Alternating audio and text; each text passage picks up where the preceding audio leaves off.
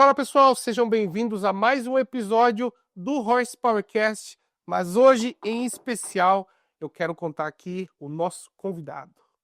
Pinduca na área, um cara que eu sempre quis ter esse bate-papo e hoje vai acontecer, e vai acontecer num grande dia, num dia polêmico, num dia que tem notícia, Um dia que tem uma bomba, uma bomba na internet, daquelas que para a marombada, tá? todo mundo falando. Então vamos falar sobre isso hoje, trazer novidades, exclusividades e um bate-papo para lá de especial com o Pinduca, que é a enciclopédia viva do nosso bodybuilding. Tudo sobre essas revistas, sobre todas as capas, ele tem algo a comentar. E não duvide disso. Eu quero daqui a pouco até sacar uma revista e ver o que ele fala, aleatoriamente, sem roteiro, sem nada, porque ele viu tudo isso acontecer. Da mesma forma que as revistas trouxeram as notícias pra gente, ele foi um dos primeiros a consumir essa notícia e ele, como tem uma memória muito boa, não esquece de nada. Então, é o tipo de conversa que eu gosto muito e é o tipo de conversa que você que ama esse esporte precisa estar conhecendo também, porque não existe presente nem futuro sem o passado. Então, o nosso esporte depende muito disso. Então, vamos hoje nesse episódio especial com Pinduca. Quero fazer um agradecimento aqui à Adaptogen, patrocinadora da Horsepower, do nosso canal, e do Horsepowercast também. Então, pensou em suplementação, vestuário, roupas, acessórios, tem tudo no site da Adaptogen e com o cupom CAVALO tem aquele desconto de 15% que sai mais barato ainda. Agradecimento à Stark, as máquinas que eu tenho aqui na minha academia, onde eu literalmente me preparo, treino aqui em casa e estou dando aquele exemplo para o meu filho seguir adiante, porque quando eu estou treinando, ele está aqui me observando e começando os primeiros movimentos. Então, essa é uma coisa incrível, pessoal. Se você tem o sonho de, assim como eu, ter uma academia doméstica, começar com 1, 2 aparelhos, é possível. Entre em contato com a Stark, fala que você viu aqui, fala que você viu a minha academia, que eu tenho certeza que eles vão montar um projeto muito especial para você começar. Ou você que também já tem uma academia, quer adicionar uma máquina nova, quer renovar a frota, chame eles e lembre-se que o cupom CAVALO também vale lá no seu orçamento. E ó, em novembro, dia 15 de novembro, eu estarei em Juiz de Fora, no Muscle Contest Luciano Cruz, Juiz de Fora. Um campeonato regional com aquele gostinho de vaga pro Olímpia que acontece, porque terão 2 categorias profissionais lá no dia. Women's Physique Pro e Men's Physique Pro. Você, atleta brasileiro dessas categorias, tem que fazer presença nesse evento. Participar de um campeonato profissional na sua casa, sem ter que gastar com muita viagem, estadia, cara, viajar para outro país é sempre um perrengue. Então imagine você competir no Brasil, de repente, com a sua família por perto, gastando pouco, é uma facilidade enorme. Então, em novembro, vale vaga para o Olímpia de 2026. Então, faça esse planejamento para você. Eu estarei lá cobrindo o evento e espero te entrevistar logo após a sua vitória. Pense nisso, você atleta profissional e amador que vai competir, ter aquela experiência de estar no mesmo lugar que atletas profissionais. Palco reforçado, estrutura melhorada, tudo que um atleta amador merece e precisa para ter aquela valorização do esporte. E para você que quer mudar de vida e está pensando em investir na sua profissão, trabalha com Uber, trabalha em mercado, trabalha em padaria, lanchonete, servente de pedreiro, quer ter uma profissão, quer mudar de vida, a CBMF Cursos está oferecendo a oportunidade de você se qualificar, trabalhar com a área de musculação, mas somente musculação, se capacitando com grandes profissionais e num curto período de tempo para você ter conhecimento direto ao que você tanto ama, gosta e deseja, trabalhar com musculação, seja presencial ou na consultoria online, que eu até te indico. Esse é o futuro da profissão. Pense nisso, trabalhar com consultoria online é a oportunidade de você ter um leque muito maior de alunos na sua disposição. Então, quer saber mais sobre esse curso, sobre como trabalhar com musculação em apenas numa formação de 1 ano e 8 meses? Acesse o site da CBMF e confira. Pinduca, muito obrigado por você ter vindo aqui para Sorocaba conhecer a minha casa, o meu podcast. Para mim é uma honra ter você por aqui. Eu trabalho com a Horsepower já há 12 anos e sempre admirei o seu trabalho. Inclusive, foi em um dos seus campeonatos que também ajudou a despertar o meu interesse pelo fisiculturismo, porque eu me lembro que eu acho que eu fui no Estreantes Paulista. E lá eu fui acompanhar um amigo meu chamado Kauer, daqui de Sorocaba, e ele competiu lá na categoria até 90, categoria incrível, lotada de atletas, e por ser estreantes, né, a gente viu físicos ali de tudo quanto é jeito, e para mim foi a minha primeira oportunidade de entrar num campeonato de fisiculturismo.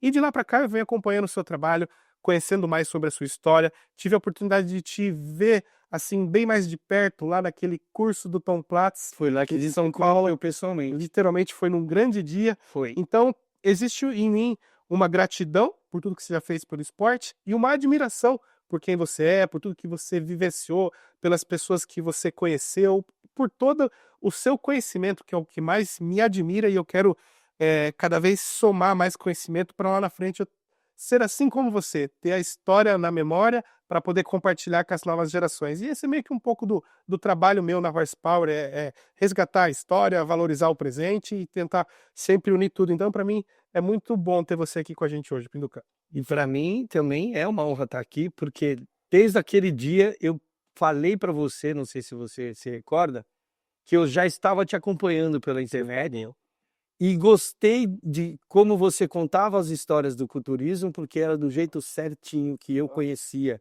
né? Não sou dono da verdade, mas como você falou, eu vivi muitas das histórias através dos vídeos, através das revistas e através dos amigos que iam para os Estados Unidos e traziam as informações. O Luiz Otávio era um deles.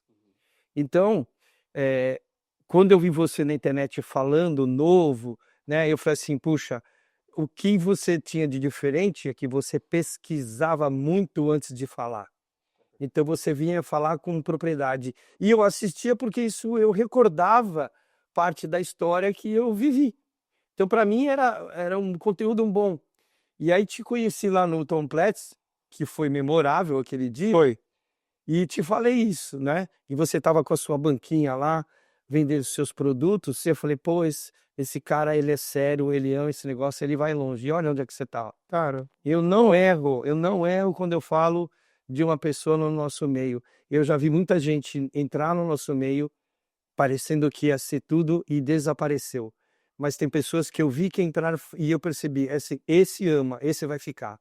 Porque o nosso meio, ora ele seja bom, tenho muita gratidão pelo nosso meio, muitas coisas que eu vivi foi através do bodybuilding, mas ele também é muito ingrato. muito. E ele é difícil, nunca foi fácil. Nosso meio nunca foi fácil, parece que é fácil porque hoje nós temos grandes estrelas. Assim como uma espada, o nosso lado do esporte tem dois Dois cortes, dois jeitos. Aquele que te ajuda, levanta te defende e o que te magoa. Exatamente. Então, eu sabia que você veio para ficar e eu não errei. Você está aqui, ó. Estamos Hoje aqui com o seu trabalho ampliado, né? Eu fiquei feliz demais quando você fez a sua marca de suplementos, né? Foi. Torci muito, mas no mercado é difícil pra caramba. Falha. Eu quase fiz a minha marca Old School Gym também, terceirizando a fabricação. E na hora H eu desisti, porque eu falei assim, não dá para começar tão pequeno, eu precisava começar um pouco maior para poder atingir o mercado, porque o Brasil inteiro hoje consome suplementos. Então eu preferi não lançar. Eu falei assim, o que eu tenho na minha academia não vai suprir o quanto eu tenho que produzir, por exemplo. Eu lembro que eu tinha que produzir 2.000 potes de cada sabor para iniciar a marca, né? E isso tudo naquela época dava uns R$70 mil de investimento, né? Só para fabricar o produto. Daí fora que eu teria que gastar de marketing para vender, criar um site, né? E fora que naquela época não existia tanto público consumidor para coisa, né? E o consumo era menor, né? Eu tô falando de 10 anos atrás, né? Naquela época a gente ainda tinha que provar que creatina era bom. Isso, né? hoje todo mundo sabe que é bom. Olha só, falando disso. Hoje eu fazendo cardio na esteira lá de manhã, TV na minha frente, e a TV lá sempre passa noticiário da manhã. Aquele noticiário sanguinário, né? Que só passa tragédia. E aí, num intervalo de notícia ruim, entra aquelas propagandas, né? Certo. Igual a senhora do ômega 3, Top Term. Cartilagem de tubarão. Aí, hoje, o produto era uma creatina. Sim, agora Vendendo a creatina, se comunicando com as pessoas da terceira idade, com uma forma diferente de comunicar. Eu tive agora na Natural Tech esse fim de semana, né? O Kim me convidou para ir lá, eu fui para ver o mercado do outro lado, né? Que não é o nosso mercado da musculação, é o mercado geral, e só se falava em creatina e balinha de goma. É a febre do Era a momento. febre do momento, creatina e balinha de goma. Gourmetizaram Gourmetizaram a creatina. sem dúvida. Saborizaram ela e mais quem ganha isso é A saúde da a saúde das pessoas. Tem males que vêm para bem, a gente sabe que a pandemia destruiu o mundo, mas talvez o quem ficou depois dela hoje tem muito mais conhecimento sobre saúde, bem-estar, exercício físico e estão dando mais valor para isso. Então, possivelmente, se tudo continuar caminhando bem, teremos gerações melhores das pessoas em termos nutricionais, porque as pessoas antes não sabiam nem o que era proteína, nem o que era carboidrato, Sim, e aí era abominável a musculação. Hoje estão prescrevendo. a musculação, ela foi a modalidade esportiva que forçou a suplementação nascer. A necessidade de ganhar músculo e de não ficar só na alimentação forçou o mercado a acontecer, a nascer no mundo inteiro. Mas hoje ele é um mercado que está muito mais voltado para a saúde, o bem-estar e a longevidade do que propriamente ganhar músculos. É que a nossa Anvisa, ela segura demais o crescimento do mercado. Mas na feira, como a Naturatech lá nos Estados Unidos, o Kim teve lá e ele postava todo dia as coisas. Aqui a gente tem a ashwagandha, por exemplo. Lá você tem a ashwagandha associada a uma outra série de fitoterápicos com um potencial muito maior, que a Anvisa não permite. Então, assim, o mercado americano voltado para a saúde, bem-estar e longevidade de suplementação está monstruoso. Mas é monstruoso mesmo. 10 anos para As lojas têm corredores e corredores e corredores de produtos. mercado de rua tradicional. Vai no Walmart, Exato. um setor é como se fosse uma loja gigante. Isso, então, nós só não estamos nesse nível porque somos impedidos. Mas a necessidade das pessoas e a vontade delas é igual. Você falando disso sobre a Anvisa, né? A Adaptogen, lá na feira, estava comemorando o relançamento, né? De poder trazer de volta a Beef Protein. E Tinha sido proibido pela Anvisa. Eu passei no corredor e a menina me ofereceu para beber. E que, por sinal, ficou ótima a proteína. E é uma proteína que Tinha proibido, né? A troco de nada, né? e vende isso nos Estados Unidos normalmente, aqui tinha proibido. Aí voltou, liberou agora. Graças que Deus liberou. Graças a Deus, E ele vai ajudar muita gente que tem intolerância à lactose, essas coisas todas. Você acabou de falar. Que hoje em dia as Você pessoas sabia estão com esse... O whey para algumas pessoas causa espinha. Minha irmã não consegue consumir o Meu filho não conseguia. Ele tomava whey de qualidade mesmo, isolada na Max, e mesmo assim estourava muito espinha. Aí ele fez um tratamento com o médico, tomando o Roacutan, né, para poder limpar tudo, deu certo, mas ele voltou a tomar whey e começou a aparecer de novo. Agora, para ele, é uma saída à proteína da carne. Rapaz, será que eu tenho Isso- esse problema? Agora, Mas as pessoas não sabem o problema que tem até testar. Exatamente. Porque você falando isso aqui pra mim me faz o seguinte sentido. Quando eu estou na reta final de preparação, 8 semanas, o Renato meio que corta até o whey de mim e eu fico comendo arroz e tilápia, arroz e ovo desde a primeira refeição. Tem uma hora que cansa. E é o período que eu menos tenho espinha. Tá vendo? Aí volta depois, se eu me Mesmo- alimentar normalmente, claro que ingerir gordura também, mas também volto a tomar whey, e as espinhas brotam de volta. O whey causa espinha em Eu algumas preciso pessoas. fazer um teste pra saber se eu tenho isso, porque se tiver realmente o proteína da carne, né? E outra, eu não sabia. Quem falou foi o dermatologista do meu filho. Nossa. Foi ele que falou: você toma whey protein? Tomo. Pode parar. Para você ela não cai bem. Porque assim, leite e derivados de leite para adultos, em 100% dos adultos, é altamente alergênico. Pode ter lactase, sabe, para poder quebrar a lactose, mas não tem jeito. Para 5% da população, isso e de estudos mostrados lá já na década de 90, 5% tem alergia. Não acredito. Se você tiver nos 5% da população, É. nem o leite, nem o derivado é bom para você. Induca, e voltando a falar sobre a história, enquanto você estava falando, me veio isso na cabeça e eu queria trazer isso à tona aqui, porque foi no dia do Tom Platz, uma das coisas que eu mais gostei de ouvir ele falar, que foi a história do Corvette. Uhum. Você se lembra dessa? Lembro. Eu queria a sua versão. A minha versão, Conta pra gente, ó, pessoal, atenção agora na história do Corvette o Tom e da oportunidade de vida que ele teve na época. Isso. O Tom Platz, ele contou pra gente aquele dia que ele deixou de ser rico 2 vezes, né? Que ele teve a infelicidade de escolher um outro caminho o qual ele poderia ter escolhido e ficado rico. Então, o da Corvette foi com o Joe Gold, né? O Joe Gold era o dono da Gold's Gym e ofereceu para o Tom Platz uma sociedade, porque ele queria ampliar a academia e era uma fase que o Tom Platz fazia aquelas turnês, ganhava um dinheiro, já era patrocinado pelo Joe Weider, né? E tinha uma grana na mão, não foi? E aí ele poderia comprar a Corvette ou entrar de sócio da Gold's Gym com o Joe Gold. Olha o negócio.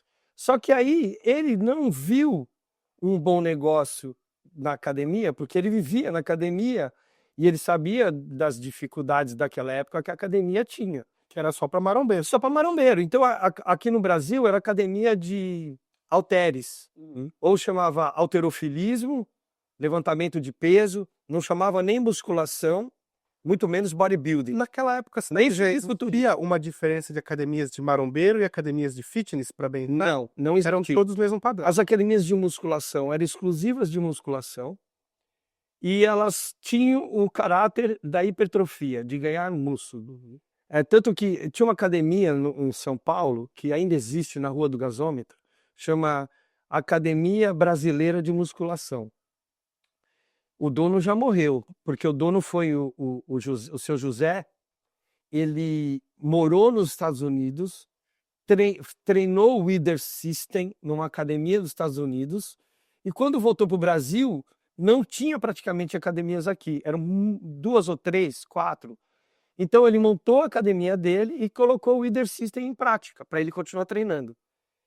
Essa academia lá na Rua do Gasômetro existe até hoje, ela fica no 2º piso de uma das lojas de madeira que tem lá embaixo, né?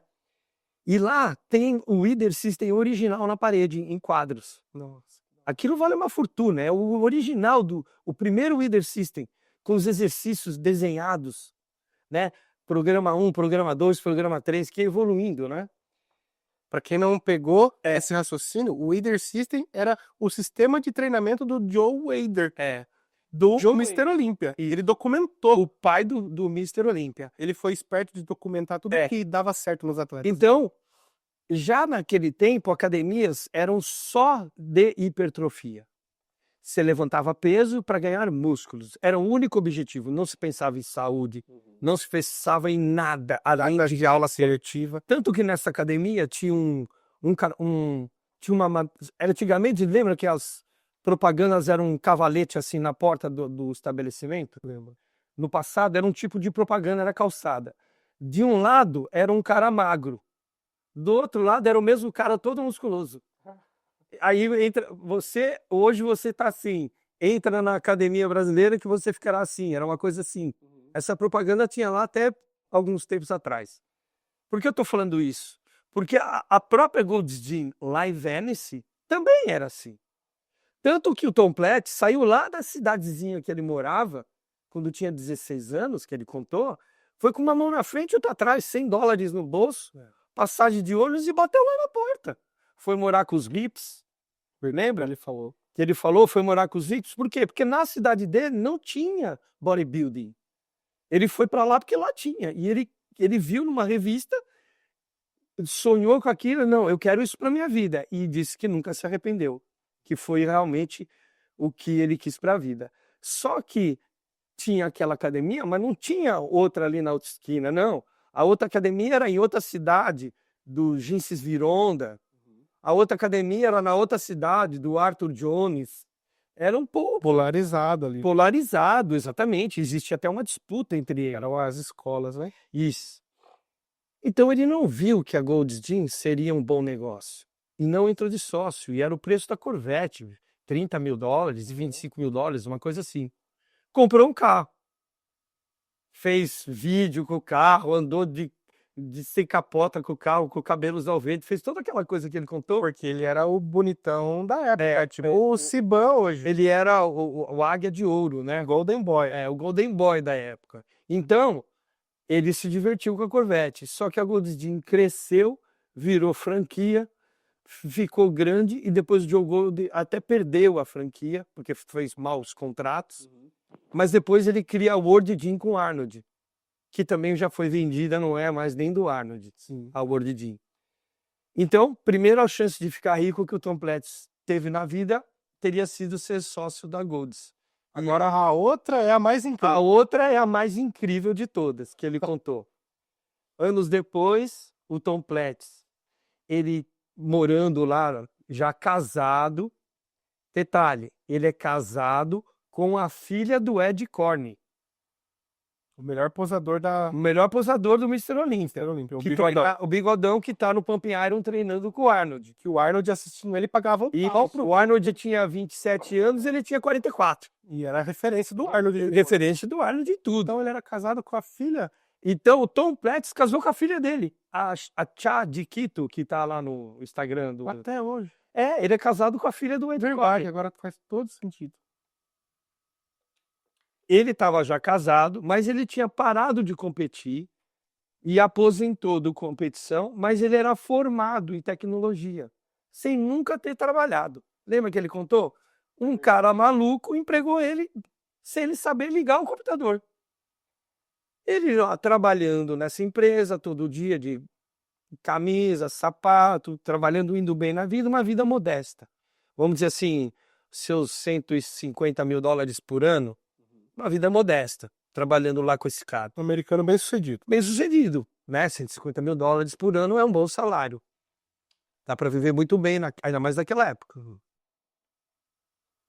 O vizinho dele um dia acorda e fala: Tom, tive uma grande ideia. Qual a sua ideia? Vamos fazer uma cafeteria. Vamos vender café, caramba. O americano ama café, né? Todo mundo toma café. Vamos montar uma cafeteria e vamos explodir. Depois a gente cria uma franquia. Mas vamos fazer uns café diferentes que eu tô vendo aqui, gourmetizado. E aí o Tom falou assim, quanto que vai custar o café? Aí ele falou assim, o café vai custar $4, $3. Aí o Tom fez uma conta, cara, quantos cafés eu vou ter que vender para ganhar dinheiro? Caramba, não vai dar certo essa conta. Só para pagar o aluguel tem que vender 200 cafés. Não gostou do negócio. Falou, não é rentável esse negócio de café. E desistiu. Qual o nome da cafeteria? E aí, pessoal? E aí, pessoal? Segundo o Tom Platz, Starbucks. Ele jogou pela janela a segunda chance de ficar rico na vida. Ele disse que ainda não apareceu a terceira. Lembra? Ele falou, ainda não apareceu a terceira. Ele está esperando aparecer, que ele disse que essa ele não joga fora. Bom, mas de certa forma ele foi muito bem sucedido no que ele escolheu para a vida, né? Então, até hoje é querido, requisitado, lembrado. Então, olha só, para concluir a história que ele contou pra gente. Ele contou pra gente, eu e o Hugo estávamos presentes. Foi ele que contou pra nós. Ele lá trabalhando já há mais de 15, 20 anos nessa mesma empresa, na mesma função, tudo tranquilo lá. Por causa das redes sociais, as pessoas começaram a procurá-lo, né? E depois que veio o Instagram dele começou a explodir. E ele começou a se relacionar com as pessoas. Ele descobriu que tinha fãs no mundo inteiro. E que essas pessoas queriam vê-lo. Mesmo ele parado, aposentado. Então, ele começou, nos finais de semana, fechar turnês. O cara pagava um cachê para ele e ele ia lá na cidade do cara. Só que aí começaram a chamar ele fora dos Estados Unidos. E ele trabalhava de segunda a sexta. Aí ele chega lá no chefe dele e fala assim, tudo bem? Tudo. Eu vim pedir minha demissão. Lembra? Não lembro, foi isso mesmo. Vim pedir minha demissão. Demissão por quê? O que aconteceu, caramba? Aconteceu o seguinte. Eu descobri que tenho muitos fãs no mundo e eles querem me ver. Só que é fora dos Estados Unidos, então eu tenho que viajar. E aí não dá para trabalhar direito aqui. Eu tô faltando demais aqui. Não sei se você percebeu, né?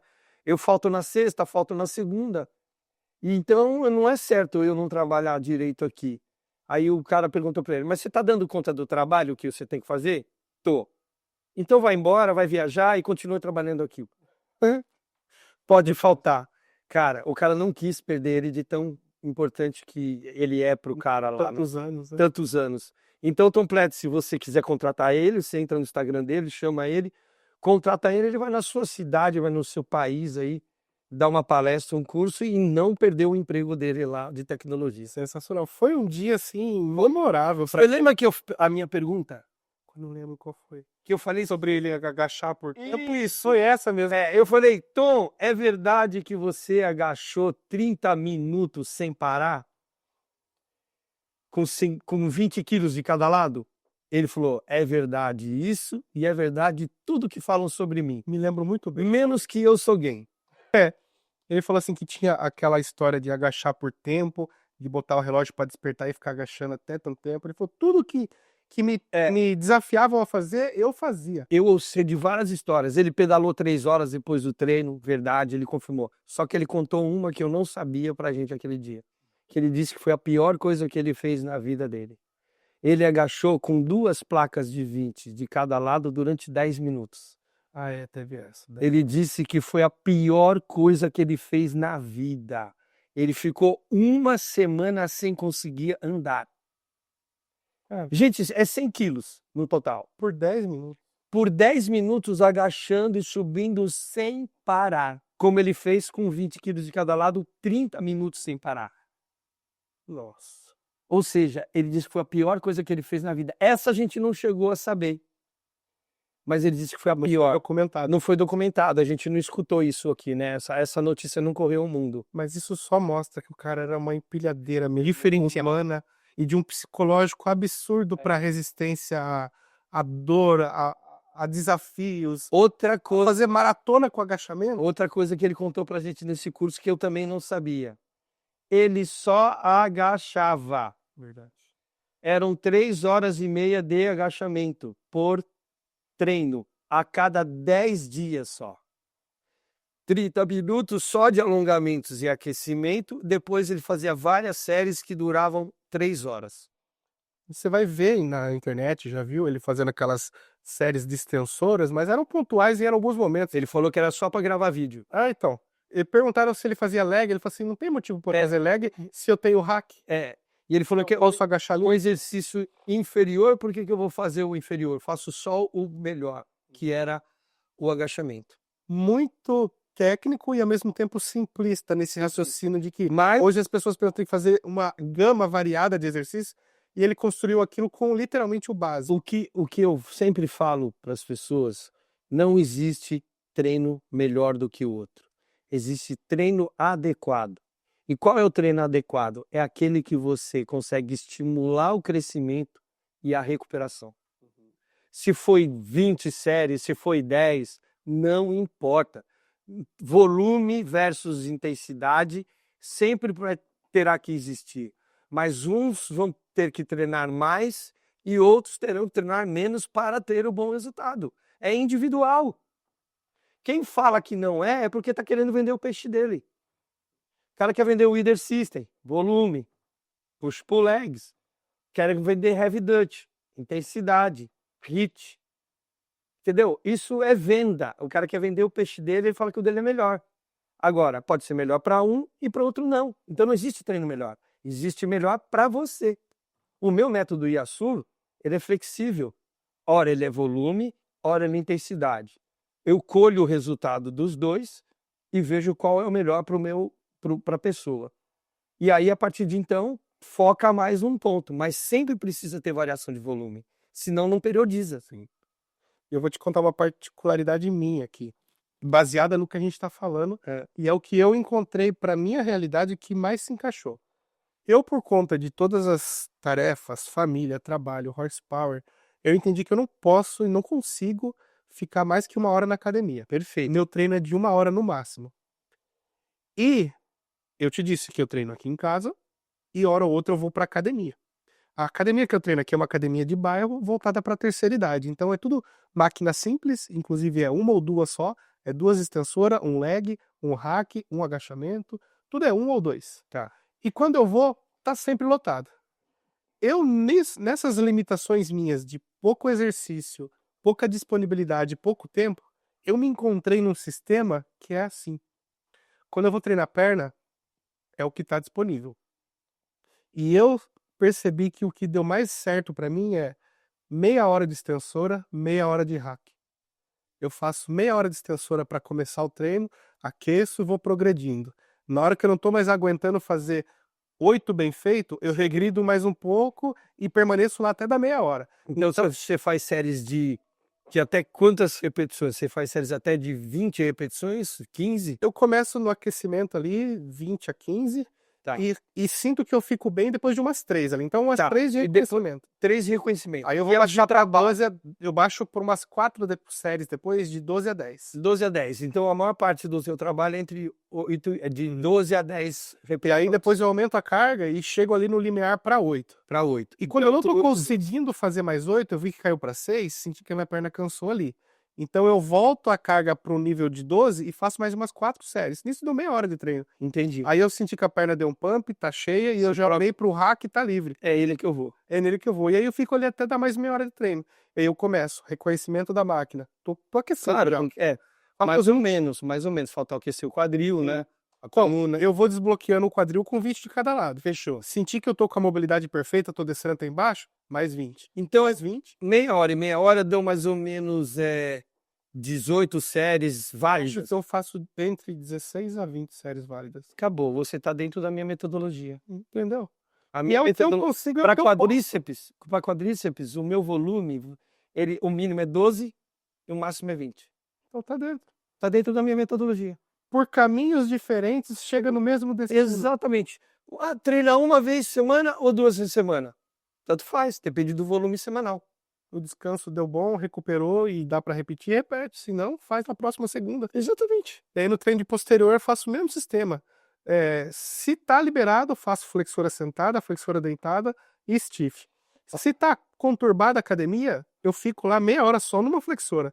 Depois vou pro stiff e abdutor e acabou também. Bem simplista. Ó, todas essas revistas, ao longo dos anos, mostraram os programas de treinamento dos atletas. Todas. E ao longo do tempo, eu vi todos e fui somando tudo na minha cabeça.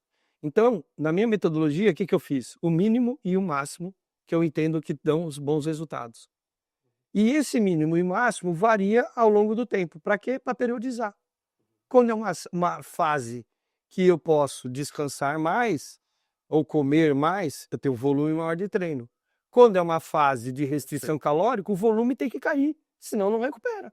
Então eu estou periodizando, hora mais volume, hora menos volume. Agora, de onde eu tirei isso? De tudo isso que está aqui na prateleira. A minha metodologia é uma conclusão de uma revisão de toda a literatura bodybuilder que eu fiz na vida. De tantos anos de prática. E associei ela a treinamento esportivo e artigos científicos. Mesclando. Olha, tem artigo que foi muito bem feito, muito bem elaborado e numa revista de grande repercussão acadêmica, porque tem revista nível A e revista nível S. Sim, tem que saber filtrar. Então, onde for publicado, American Journal Experience Sports, caramba, esse jornal é fodão. Ou Colégio Americano, pô, entendeu? Então, aonde foi publicado? Porque os revisores do trabalho são caras que exigentes. Se foi publicado lá, é porque foi bem feito. Então, essa também é uma referência para eu adotar o artigo. Você entendeu? Não é um artigo simples, é um artigo muito bem elaborado, muito bem amarrado para poder ser publicado numa boa revista ou num congresso. Opa, peraí, isso aqui me interessa. Aqui tem uma valia para mim. Agora, artigo por artigo, tem artigo que para mim nem precisava ser feito, que eu já sabia o resultado. Entendeu? Então, desculpa quem é da ciência, eu já fui da ciência. Eu saí da ciência porque ela é chata demais. A ciência, ela restringe demais. Por isso que eu falo, é impossível estudar bodybuilder, porque é impossível controlar as variáveis. Então, o estudo com bodybuilder não vale nada para a ciência. Não vale mesmo. Entendeu? Não vale nada. E é impossível você pegar um bodybuilder e falar para ele, ó, você não vai poder tomar mais isso, nem isso, nem isso. É só isso e isso porque é o que está no estudo. Qual bodybuilder vai se submeter a usar só o que vai ser estudado para que a gente tenha um resultado real daquilo? E outra, dentro das variáveis do bodybuilder, a gente sabe que a principal variável é ele ser um ser humano que tem esposa, filhos, trabalho e muitas coisas no ambiente externo que influenciam na cabeça dele, e a cabeça dele com essas variáveis conturbadas não desempenha. na alimentação, nem no treino, se ele não tiver uma vida familiar, emocional e financeira estável. Eu criei esse princípio de treinamento, que na minha concepção é o princípio da condição atual. Todo dia você é diferente, seja psicologicamente ou fisiologicamente. É impossível você ser igual todo dia. Então, esses dois fatores, psicológicos e fisiológicos, se alteram e eles podem interferir diretamente na sessão de treino do dia. É o que você acabou de falar. Você é pai, seu filho está com febre, levou a noite no hospital, tomando antibiótico, ficou sem dormir e ainda está preocupado com o filho porque você quer que se restabeleça a saúde dele. A sessão de treino do dia seguinte vai ser 100%? Não. Não tem como. Você não tem tem que a cabeça. Você tem que readaptar o treino do dia, vai ter que ser como dá. Se você estava planejado para X, X não vai acontecer. Agora, como que você adequa aquele momento e ainda consegue ter performance? Cara, é esse o feeling que todo treinador tem que ter. O meu livro não tá pronto ainda, porque cada dia que passa eu ponho mais uma coisa. É o bom senso. Porque eu tenho facilidade de conduzir isso tudo hoje. Eu conduzo o Horst e o Rafa dessa forma, o Ivair que treina comigo e os meus outros atletas à distância.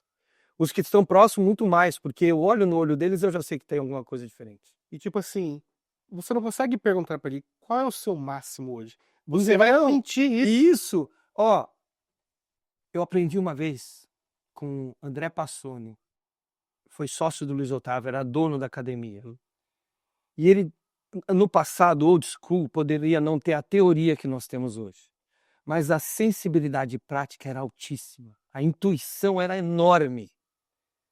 O Edreb disse assim uma vez, quando você chega para treinar, você põe a mão na barra. A barra é gelada, né? Sempre está gelada. Por isso que o ferro não mente, né? Toda vez que você chegar para treinar, você vai colocar a mão na barra para treinar e ela está gelada. As primeiras repetições já te contam como é que vai ser o treino do dia. Tô mentindo? Eu tive, isso aí condiz com a minha experiência de powerlifting que eu tive antes de ser bodybuilder. O treino de agachamento para mim era o mais sensorial possível, porque era no sacar da barra eu saberia se aquele seria um bom dia ou não. Pronto. Quando a barra você saca, ela já te amedronta, Sabe quem? você treme andar os passos para trás, não é um bom dia. Hugo, isso é a intuição de quem tem prática, de quem repete, repete, repete. E com essa repetição, você também aprende o que é bom e o que é ruim. O professor Nicoleles, que é um neurocientista, eu estou fazendo pós em neurociência agora. Estou apaixonado pela neurociência, aliás. O senhor Nicoleles, médico, professor de Harvard, um cara que é excepcional, ele é fora da curva. Queria eu ter a capacidade intelectual que esse homem tem, porque é sensacional. Ele está no Flow, você acha ele em um monte de podcast.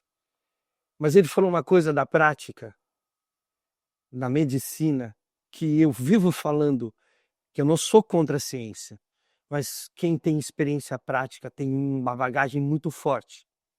Ele, na residência, como médico, no hospital, no pronto-socorro, estava lá com um professor dele, daqueles. Pão demais. Chegou um paciente dizendo, estou infartando, pelo amor de Deus, me salva, eu estou infartando. Ele e o colega da residência atenderam o cara, fizeram todos os exames e não encontraram nada, eletrocardiograma, tudo que tinha ali disponível na época, pressão arterial, você entendeu? Dilatação na pupila, tudo que os médicos tinham. Chegaram na conclusão de que ele não estava infartando e iam dispensá-lo. O professor, só observando os dois, na hora que eles iam tomar a decisão de dispensar, ele falou, leva ele para dentro, interna ele. Eles olharam para o professor, mas por que, professor? Mas por que, professor? Nós não encontramos nada. Ele está infartando sim, leva ele para dentro, leva ele logo antes que ele infarte aqui na recepção, ele está infartando sim. Aí levaram, o cara infartou mesmo. Nossa, infartou. Mas como estava lá, foi medicado e tudo, e aí eles chegaram no professor e falaram, professor, que o senhor viu que a gente não foi capaz de ver? O professor falou assim: olha, esses 30 anos aqui de pronto-socorro me mostraram padrões. E mesmo que eu não avaliasse cientificamente, eu vi esses padrões acontecer pela repetição. Então eu vi tom de voz, hálito, cor da língua, cor dos lábios, tremor nos olhos. O médico, ao perceber que o olho do cara está com tremor e saber o que está acontecendo, na prática, ou seja, o Nicoleles falou assim, ele era um gênio, porque ele foi capaz de identificar o que precisaria de anos de estudo para poder concretizar e falar, olha, se tiver isso acontecendo, o cara está infartando. Uma anamnese externa. Sim, mas só que para acontecer dessa forma que não é científica, é uma experiência particular daquele médico, mas isso mostra que a repetição da prática, quando é bem feita, o cara tem uma experiência absurda. Eu cheguei uma vez com meu filho num pronto-socorro, tiraram até líquido da espinha dele para descobrir que infecção ele tinha. E foi trocando de médico, plantão, sai um, entra o outro, sai um, entra o outro, sai um, entra o outro. Quando era meia-noite, entrou um senhor de uns 70 anos no pronto-socorro infantil, Hospital 9 de Julho, e eu já estava, eu não estava, eu sou vermelho, eu estava roxo de raiva já. Calma, pai, o que está acontecendo? O que está acontecendo que não descobre que o meu filho tem. Calma que eu já vou resolver isso. Chamou a enfermeira, mandou me dar um negócio, porque ele viu que eu estava mal. Chamou a enfermeira. Começou por aí. Chamou a enfermeira e nem sei o que ele me deu para eu tomar. Traz o seu quê para ele aqui tomar agora. Eu tomei na hora, pá. Nossa, que legal. Ele pegou todos os exames que fizeram meu filho, todos. A hora que ele pegou a chapa do crânio dele e botou assim, pai, é sinusite, pode ficar cegado, já vamos resolver já. Chamou a enfermeira e falou, passa isso para ele, endovenoso, acabou. 15 minutos depois meu filho estava de volta. Querendo ou não, cada contraprofissionais. O primeiro médico não identificou na imagem o que era. Aí passou para os exames, ele fez todos os exames, até teve que vir o médico tirar líquido da espinha dele para fazer o teste, se vírus estava nele, né? De outro hospital. Estavam desesperados, eu já estava quase infartando. Dependendo da situação, são horas perdidas que poderiam não, se fosse algo muito mais grave. Depois que eu ajoelhei, agradeci a Deus e quase só faltei beijar o médico na boca. Mas uma coisa sempre mostra para mim a minha vida inteira. A experiência prática é muito importante. Eu acredito. Vocês que estão aí, nada contra as pessoas, mas vocês estão acreditando demais em pessoas sem experiência. Novas demais por idade, sem currículo específico da área que atua. Ele pode ser muito bom, pode falar muito bem, pesquisou na internet para falar o que está falando, então não está falando besteira. Mas não deixe de escutar também os mais experientes. Só isso. Eu não estou mandando ninguém parar de ouvir os novos da internet. Ouça eles. Mas não fique só com a opinião deles. Cara, eu tomo tanto hate, eu boto uns exercícios aqui, os Enzos são tudo bem com a língua afiada. Argumentados, né? Você entendeu? E aí, os caras não sabem quem eu sou, eu vou lá e posto. E aí aparece lá pra ele, lá, o cara nem me segue, mas aparece pra ele lá o meu exercício, o cara desce o pau no meu exercício. Isso não é Steve, o último que eu postei, isso não sei o que lá, isso não sei o que. Primeiro, o cara não sabe quem eu sou, não sabe a minha experiência. Ainda bem que tem uns que vão me defender. Ô, seu imbecil, o Nasser El Sonbate fazia assim. Sabe o que o cara respondeu? Quem é Nasser El Sonbate? Não dá. Né? Só vice-campeão da Olímpia. Só isso, só vice-campeão da Olímpia. E foi um puta amigo meu. Cara que me ensinou muita coisa que eu sei, ele me ensinou. Porque ele foi com a minha cara. Vamos dizer assim, gostou de mim e eu perguntava e ele respondia. E eu falava pessimamente inglês. Ele falava 7 línguas. Era o professor, né? Ele falava 7 línguas. Então ele me falava um pouco em espanhol, Você entendeu? E se o Nasser ficasse um mês comigo aqui com a gente, ele aprendia a falar português. Eu não tenho dúvida. Não tenho dúvida que se ele ficasse no Brasil um mês com a gente, ele aprendia a falar A português. capacidade de absorver conhecimento dele era muito alto, né? Ele era muito inteligente. Muito inteligente. Puxando o gancho que a gente tá falando de experiência, conhecimento, ou bodybuilders antigos, uma coisa que a maioria desses caras tinha em comum nos anos 90 e 2000 também, era conhecimento prático. Claro! Poucos ali tinham abaixo de 30 anos, era de 35 a 40 anos. Os meianes ali, ó, fizeram uma carreira no amador de no mínimo 10 anos. No profissional, também de uns 10 anos. Todos eles tinham uma bagagem incrível de conhecimento nutricional, de treino e de treino de verdade, de treino de barra gelada, né? Não é de maquininha e técnica. Não. Então todos eles tinham uma bagagem gabaritada muito grande. E aí, qual que é a diferença dos anos 90 para os shapes atuais? Talvez seja justamente essa. Muita tentativa e erro, muita descoberta na raça, que a gente percebia que funcionava, repetia em outro, funcionou para o outro, repetia no outro, funcionou para o outro. Isso aqui é bom. O Nasser, isso que você acabou de falar, eu perguntei para o Nasser, o que você fez de diferente para te levar do 7º lugar do Olímpia para 2º, que na minha opinião você ganhou do Dorian. De frente ele matou o Dorietes.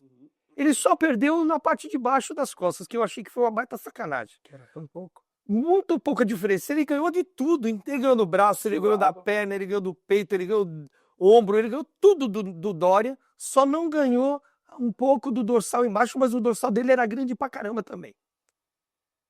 Mas, anos depois, o Kevin Levrone revela pra gente que o Dorian Yates campeão era melhor pro business. O próprio Joe Weider disse isso pra ele.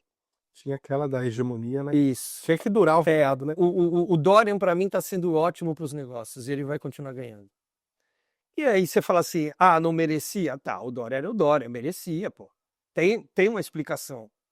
O melhor dorsal da época era o dele. E dorsal contava demais. O melhor dorsal do Lee Haney era o dele. Ele não tinha o Lee Haney não tinha o melhor braço, o melhor ombro, a melhor perna. Ele tinha o melhor dorsal e peito. E ganhava dos outros. Pra mim, o Gaspar, em 87, ganhou dele. Muito mais completo. Mas até aí é história e é nosso fanatismo pelo esporte. Mas o Nasser respondeu pra mim, sabe o que eu fiz? Nada. Eu fiz a mesma coisa que eu fiz nos meus últimos 17 anos. Treinei o que eu sei que tenho que treinar, comi o que eu sei que tenho que comer, tomei o que tinha que tomar. A resposta veio. Mais tempo fazendo o mesmo. Exatamente. Tem respostas que vêm com o tempo e não com mudança. É a maturação do corpo. É a mesma coisa que um maratonista. Quanto tempo demora para um maratonista se tornar um grande maratonista? Em média, 10 anos. Os caras que ganham a maratona não começaram a correr no ano passado.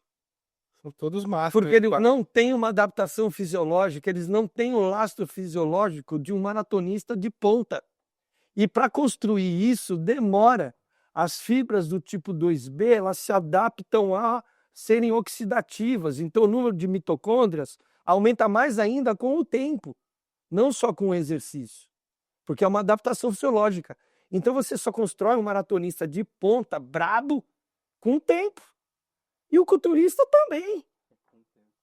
Não é a bomba que faz o culturista, pelo amor de Deus. Se fosse a bomba, todos seriam. Todos ficariam assim. Seriam fantásticos.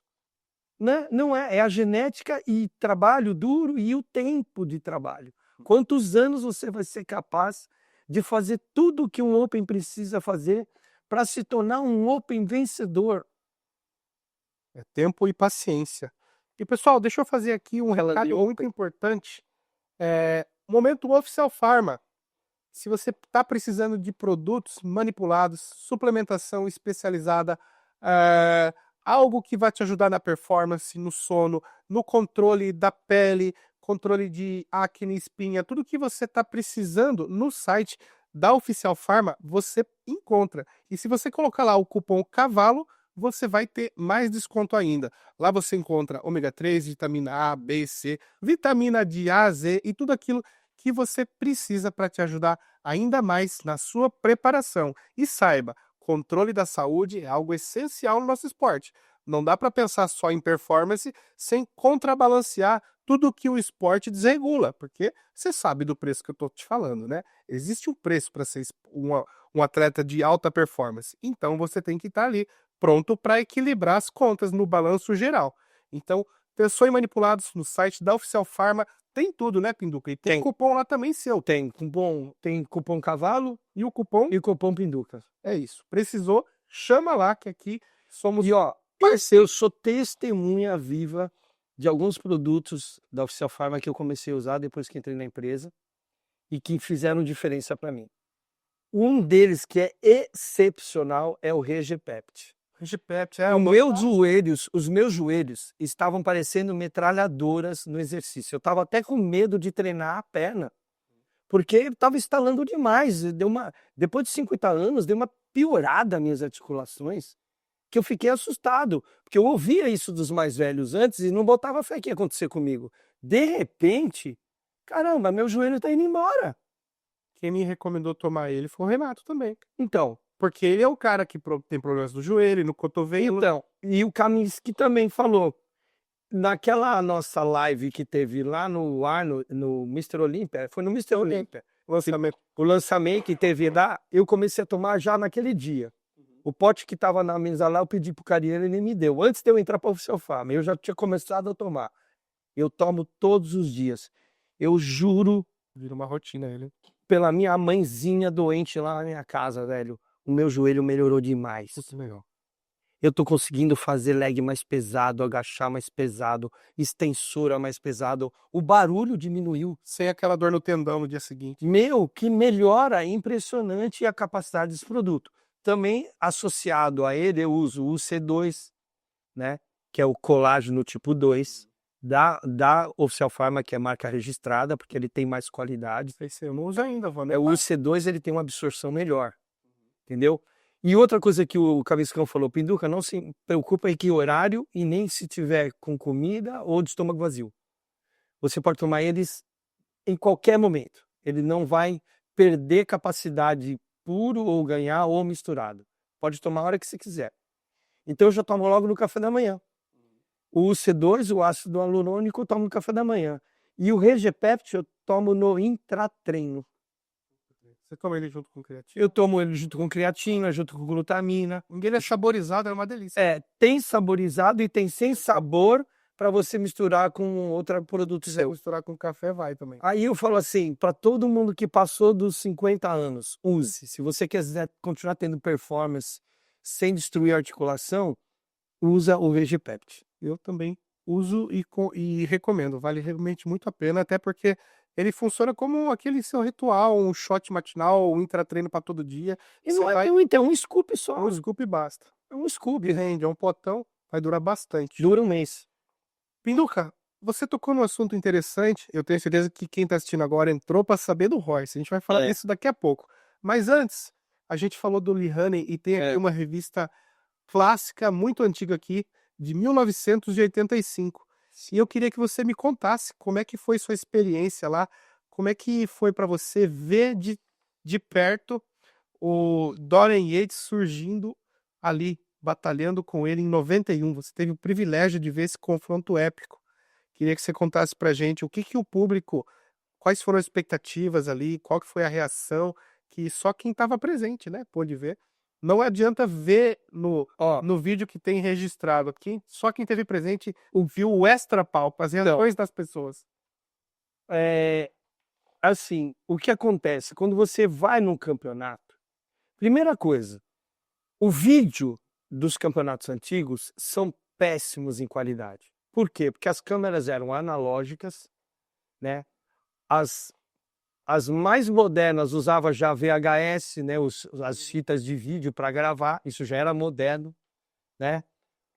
Antes usava aqueles filmes de rolo, que daí ligava, disparava e ia gravando, não tinha como parar, era uma loucura para gravar um campeonato, né? E quando essa imagem chegava para a gente, era a cópia da cópia da cópia da cópia. Tinha umas até que elas tremiam, aparecia risquinho na tela, mudava de cor. Ou seja, você vê nos vídeos era muito ruim. Quando você via a mesmo campeonato na revista, já melhorava muito. A revista já trazia uma definição que você não era capaz de ver no vídeo. 100%. Porque mesmo as câmeras não sendo digitais, elas tinham lentes, as lentes até hoje nas câmeras digitais fazem a diferença. Naquela época também. Então o cara chegava lá com uma lente desse tamanho e com uma iluminação boa, aí ele tirava uma foto que mostrava a definição do atleta. Mas a olho nu de perto, velho, é inesquecível. Eu às vezes me confundo se eu já fui em 7 ou 8 Mister Olímpias. O primeiro é inesquecível. Eu quis ir no do Luiz Otávio, de 88, mas eu não consegui tirar o visto. Me negaram o visto. Eu tinha 18 anos. O cara, eu nunca me esqueço da cara do americano do outro lado do vidro blindado. Meu pai tinha uma oficina mecânica e eu era registrado na oficina e trabalhava com meu pai na oficina. Mas eu tenho um amigo que mora lá em Deerfield, na Flórida, e na época ele voltava dos Estados Unidos, ele trazia perfume para vender aqui. Então, ele que me pagava para ir viajar. E eu, na hora de voltar, trazia perfume para ele, 2 malas para ele com os perfumes. Então, não me custava ir viajar para os Estados Unidos. A hospedagem, nada, eu ia de graça. Então, eu falei para ele, vamos no Mister Olímpia? Ele falou, vamos. Só que não me deram visto. Eu levei documentação, registro, eu estudava no colégio, eu levei tudo lá no dia da entrevista. Mas o cônsul olhou para mim lá, o que me atendeu, e falou assim, não vai dar visto para você. Aí eu falei, por quê? Você gostar muito dos Estados Unidos, não vai voltar para o Brasil. Eu falei, não, eu vou voltar sim. Fica tranquilo, eu vou ir e voltar várias vezes. Eu vou com esse meu amigo, eu tenho família, tenho tudo aqui. Eu amo o seu país, mas se eu for um dia para o seu país para ficar, eu vou pedir autorização para ficar lá, para ser bodybuilder lá, né? Ele falou, não, você não vai voltar. Pum, carimbou ele carimbou na minha frente o não. Naquela época era assim. Pegou o passaporte, negado. Cara, ele carimbou, ou seja, aquele passaporte pro americano não valia mais nada. Para eu ir lá de novo, tinha que tirar outro passaporte, né? Cara, eu saí daquele consulado com a maior tristeza da minha vida, velho. Mas saí de lá arrasado. E eu pensei que nunca mais iam me dar o visto, né? Só que aí, em 91, meu amigo falou assim, vai lá, tira o visto de novo. Aí meu passaporte tinha vencido, tirei outro passaporte. Aí dessa vez eu fiz diferente. Dessa vez eu não pus que era empregado lá do meu pai, essas coisas assim. Nós fizemos tudo de mentira. Fui no contador do meu pai, o contador do meu pai abriu uma empresa para mim, fez como é que se fala? Prolabore. Um esquemão. Fez esquemão. O contador do meu pai é muito amigo do meu pai desde de longa data.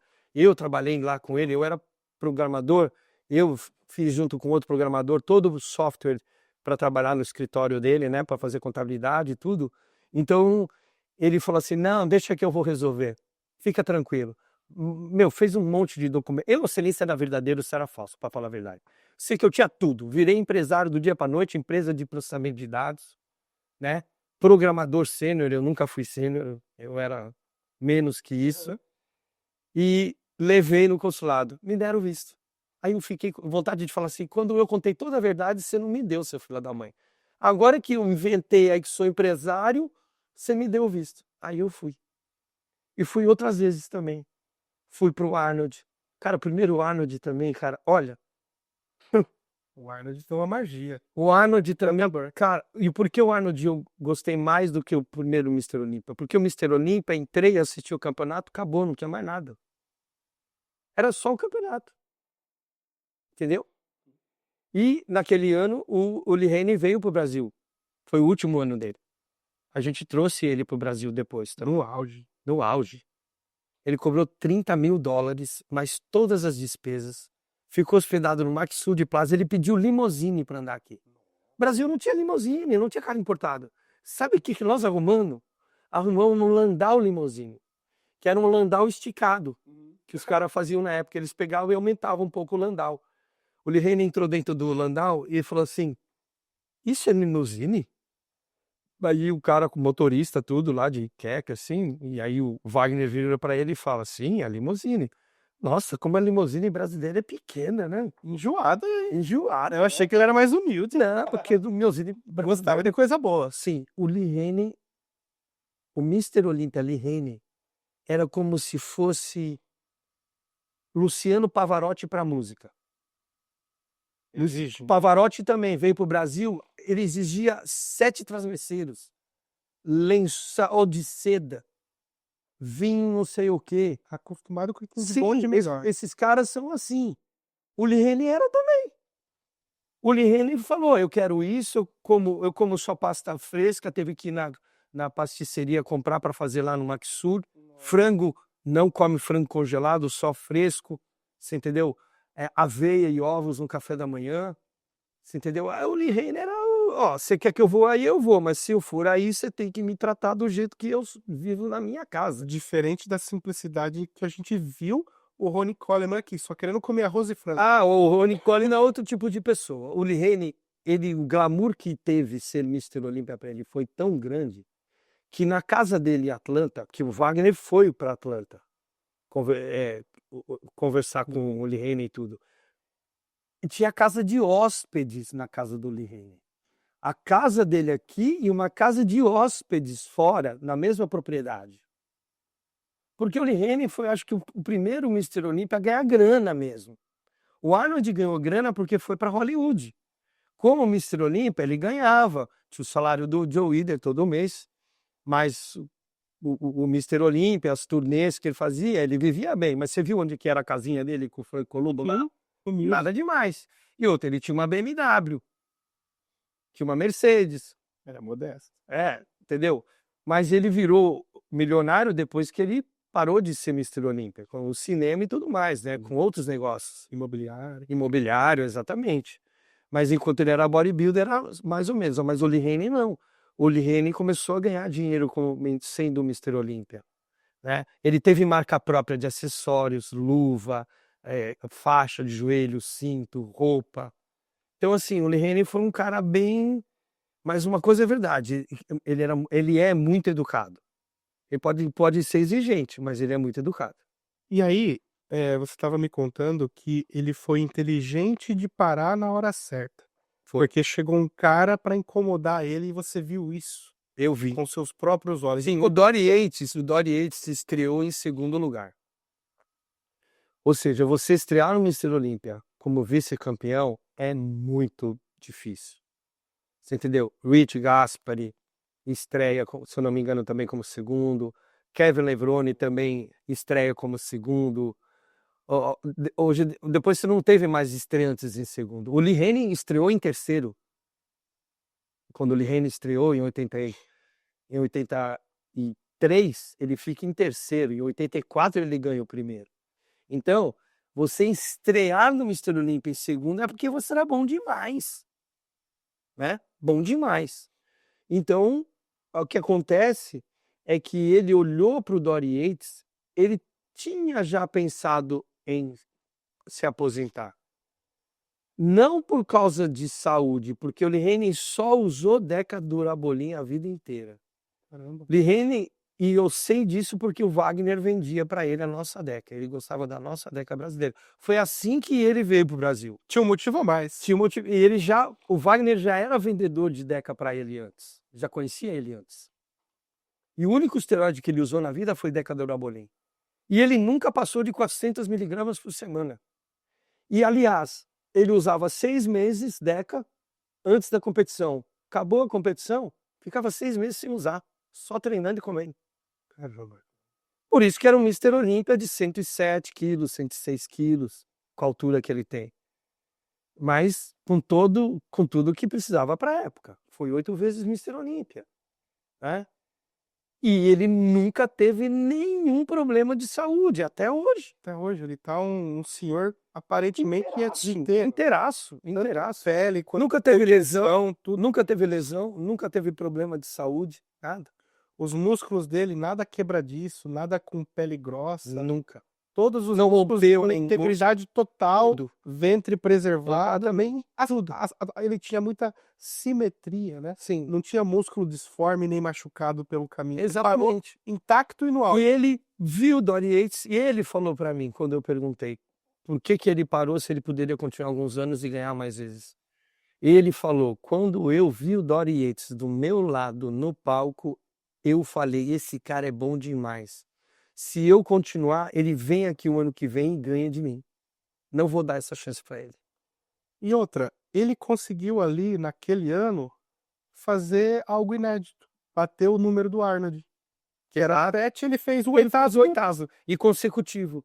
Porque do Arnold era 6 mais 1 Foram depois. 2 recordes. Né? Então ele bateu, E conseguiu a dois. 2, então, eu acho que Só foi igualado pelo Kahneman. na cabeça Ninguém dele bastava, né? Se ia passar de 8. Não. E realmente ninguém trouxe, e talvez isso nunca aconteça. E o Phil queria. Ele fez 7 seguidos. Mas o Dave Packer não deixou. Exatamente. O Dave Packer, ex-dono do Mr. Olympia, não deixou. Porque Phil Heath, campeão, era péssimo para os negócios e o Mr. Olympia estava dando $600 mil de prejuízo por ano. Imagina o maior show da terra do culturismo, onde o cara ganha dinheiro, ele perdendo $600 mil. Não estava sendo sustentável daquele cheque pro campeão. Não, ele não aguentava mais. A internet estava pedindo para que mudasse o Exato. campeão. O mundo mudou e ele então resolveu mudar.